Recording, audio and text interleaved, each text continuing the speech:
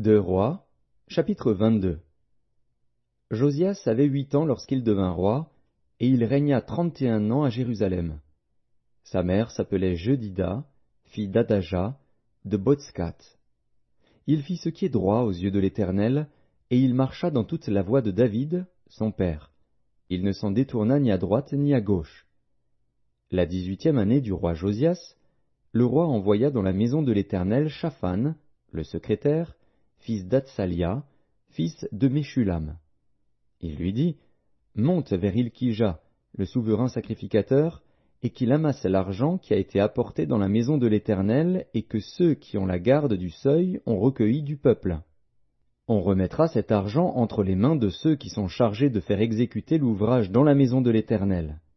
Et ils l'emploieront pour ceux qui travaillent aux réparations de la maison de l'Éternel, pour les charpentiers, les manœuvres et les maçons, pour les achats de bois et de pierres de taille nécessaires aux réparations de la maison.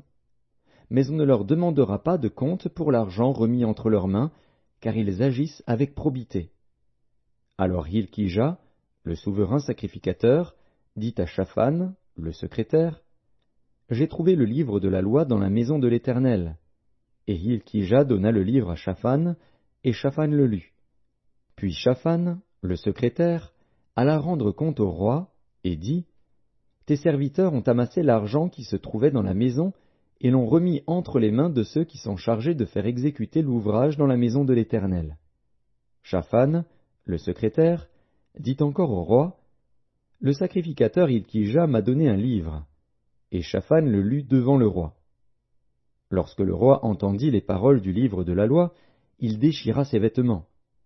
Et le roi donna cet ordre au sacrificateur Hilkija, à Achikam, fils de Shaphan, à Akbor, fils de Miché, à Shaphan, le secrétaire, et à Azaja, serviteur du roi, « Allez, consultez l'Éternel pour moi, pour le peuple, et pour tout Juda, au sujet des paroles de ce livre qu'on a trouvé.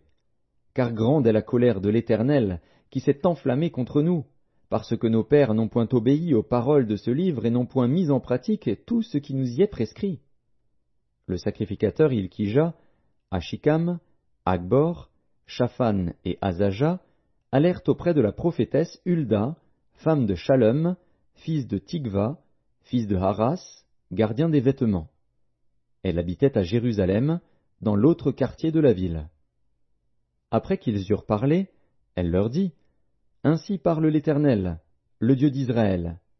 Dites à l'homme qui vous a envoyé vers moi, « Ainsi parle l'Éternel. Voici, je vais faire venir des malheurs sur ce lieu et sur ses habitants, selon toutes les paroles du livre qu'a lu le roi de Juda. Parce qu'ils m'ont abandonné et qu'ils ont offert des parfums à d'autres dieux, afin de m'irriter par tous les ouvrages de leurs mains, ma colère s'est enflammée contre ce lieu, et elle ne s'éteindra point. Mais vous direz au roi de Juda, qui vous a envoyé pour consulter l'Éternel, « Ainsi parle l'Éternel, le Dieu d'Israël, au sujet des paroles que tu as entendues. Parce que ton cœur a été touché, parce que tu t'es humilié devant l'Éternel en entendant ce que j'ai prononcé contre ce lieu et contre ses habitants, qui seront un objet d'épouvante et de malédiction, et parce que tu as déchiré tes vêtements et que tu as pleuré devant moi, moi aussi, j'ai entendu, dit l'Éternel. C'est pourquoi, voici, je te recueillerai auprès de tes pères, tu seras recueilli en paix dans ton sépulcre, et tes yeux ne verront pas tous les malheurs que je ferai venir sur ce lieu. » Ils rapportèrent au roi cette réponse.